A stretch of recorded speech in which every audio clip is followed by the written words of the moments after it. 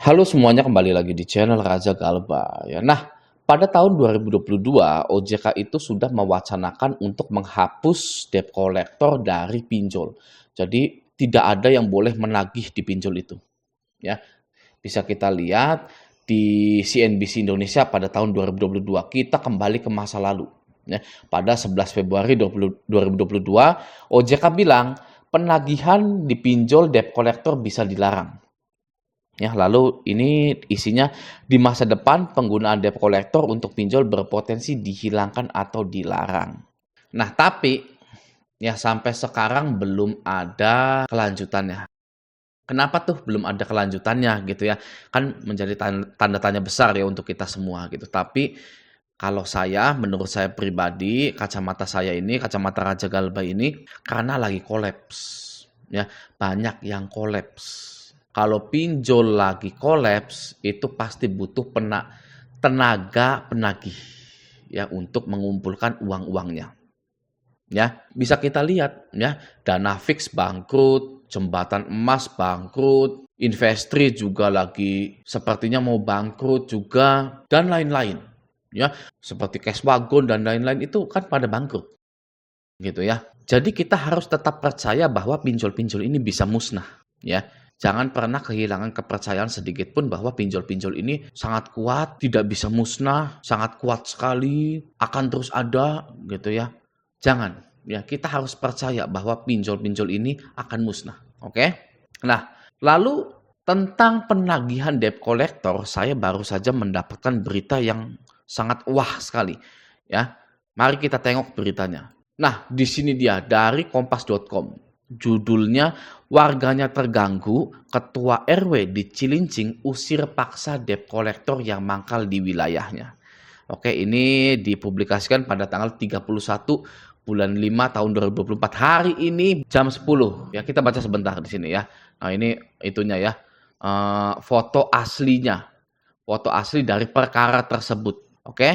Ini kayaknya Pak RT-nya, ini debt collector-nya 2 orang. Oke, langsung saja kita baca beritanya. Nah, Eprianto, Ketua RW 10, Semper Barat, Cilincing, Jakarta Utara, nekat mengusir paksa 2 debt collector yang sering mangkal di wilayahnya karena tak mau pergi meski sudah berkali-kali diperingati. Sebab debt collector tersebut sudah dia peringatkan sebanyak 4 kali, masih aja di situ, kata Ucok, warga yang melihat kejadian itu saat diwawancari oleh Kompas. Jadi debt collector ini sudah diperingatkan, jangan mangkal di sini, jangan menagih di RW sini, tapi tetap saja. Gitu ya. Lanjut kita baca lagi. Aksi nekat Eprianto atau Pak RW ini mengusir kedua debt collector itu divideokan oleh Ucok dan menjadi viral. Dalam video itu, Eprianto terlihat memarahi 2 debt collector karena tak menggubris omongannya untuk segera pergi. Lalu Pak RW merasa tak digubris atau disepelekan. Kemudian ia marah kepada 2 orang debt collector itu. Sudah diperingatkan tapi tidak menghormati ketua RW tersebut, debt collector ini. Nah, lanjut. Saat Eprianto marah, 2 debt collector itu tidak terima sehingga terjadi adu argumentasi atau adu bacot. Nah, Pak RW ini bilang, "Lu udah berapa kali ganggu warga gue lo?" Nah, teriak Eprianto dalam video yang direkam Ucok. Eprianto juga terlihat mendorong tubuh 2 debt collector itu karena kesal. Sementara para debt collector itu tak melawan dan memilih pergi. Awas lu ya, kena lu nanti. Ancam salah seorang debt collector kepada Eprianto sambil pergi mengendai sepeda motor. Waduh. Ya. Lanjut. Lebih lanjut, Ucok menjelaskan Jalan Kebon Baru, Semper Barat, Cilincing, Jakarta Utara memang sering dijadikan sebagai tempat para debt collector mangkal. Ucok sebagai warga yang tinggal di daerah itu juga sempat merasa terganggu dengan kehadiran para debt collector. Ya, sebenarnya terganggu lah karena pasti ada potensi keributan dengan warga atau pengendara yang melintas, ucap Ucok. Oleh sebab itu, Ucok merasa begitu kagum melihat aksi Eprianto yang berani mengusir para debt collector secara paksa.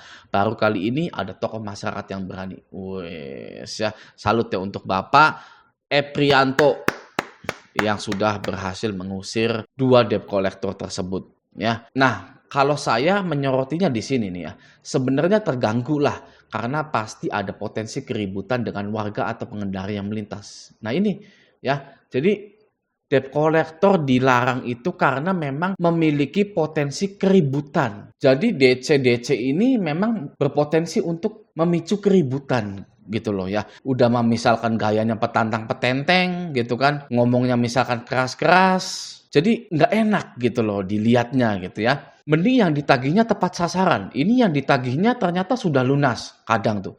Begitu kan ya, narik motor yang udah lunas. Kita kan nggak tahu gitu ya. Terus juga tarik-menarik itu kan harus melalui pengadilan. Gitu. Jadi kalau menurut saya, debt collector itu khususnya dipinjol ya. DC lapangan itu udah dihilangkan saja. Nggak boleh ada DC lapangan pinjol. Karena yang pertama tidak efektif, yang kedua memicu keributan, memicu kekisruhan. Gitu ya. Kan gampang, kalau orang yang sudah galbay itu jangan dikasih kredit-kredit lagi, dimasukkan ke slik OJK, gitu kan. Sudah toh, nasabah-nasabah ini atau kita-kita ini tidak bisa kredit-kredit lagi. Itu resiko dari galbay. Tidak perlu adanya DC lapangan yang menagih bolak-balik di daerah kita gitu kan. Ngapain? Wong agunannya aja nggak ada, jaminannya aja nggak ada, gitu kan. Nama kita juga udah jelek kok di slik OJK. Ya kalau menurut saya seperti itu saja. Ya kalau menurut saya itu simpel. Ya pinjol itu. Pengajuan dicairin. Kalau yang bayar ya bayar. Kalau yang galbay ya jangan dikasih pinjam lagi. Gitu kan. Slik OJK-nya buruk. Gitu. Nah lalu pinjaman yang digalbay itu pastinya sudah diasuransikan. Jadi pinjol dapat pembayaran dari asuransi tersebut. Gitu ya. Di sini di SEOJK ini ya. SEOJK semua pinjol itu sangat-sangat diwajibkan atau disarankan untuk bekerja sama dengan pihak asuransi. Mari kita lihat di sini. Asuransi. Nih ya. Pengalihan risiko pendanaan sebagaimana dimaksud pada angka 1 huruf D dapat dilakukan melalui mekanisme asuransi atau penjaminan. Risiko pendanaan itu kan gagal bayar, gitu ya. Maka dari itu dapat dilakukan melalui mekanisme asuransi atau penjaminan. Ya. Lalu nomor 7, dalam melakukan pengalihan risiko pendanaan sebagaimana dimaksud pada angka 6, penyelenggara dapat bekerja sama dengan perusahaan asuransi atau perusahaan penjaminan yang memiliki izin usaha dari OJK. Gitu ya. OJK itu sudah mengatur di nomor 7 bahwa penyelenggara atau pinjol-pinjol ini dapat bekerja sama dengan perusahaan asuransi. Nah itu, apa yang tadi saya katakan, pinjol itu simpel. Pengajuan, tengok kanan tengok kiri, cair, yang bayar ya bayar, ya selamanya jadi budak pinjol, yang galbay ya diasuransikan, ya pinjamannya gitu. Oke, jadi DC pinjol, debt collector, lapangan pinjol itu memang sebenarnya harusnya dihapuskan. Khusus pinjol itu tidak ada DC lapangannya, gitu ya. Wong pinjaman online namanya kan, masa nagihnya offline? Gitu kan, harusnya kan penagihannya juga online, bayarnya juga online gitu ya. Oke. Nah, apakah Anda setuju DC lapangan pinjol itu wajib dihapuskan? Coba tulis di kolom komentar. Oke. Nah, semoga video ini bermanfaat. Sampai jumpa di video selanjutnya.